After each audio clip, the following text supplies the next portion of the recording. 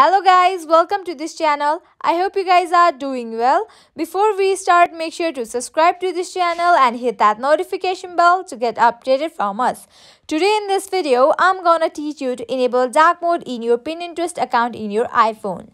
First thing first, Pinterest doesn't have dark mode for the iPhone, but you can enable it by turning on the dark theme in your device. Now let's get straight into the process. Firstly, open your Pinterest app. Here I go. Here you can see that it is in the light theme. Now how to enable dark theme? Go to your settings. Here I go. Scroll down. Here you can see the option display and brightness. Tap on that. Now tap on that small circle box. Here I go. Here you can see that I have enabled dark theme for the device. Now go and open your Pinterest app. Here I go.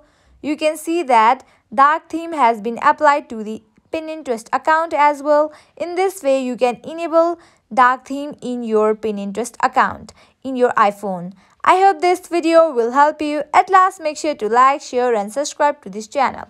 Also hit that bell icon so you get notified every time we post new videos. Thank you.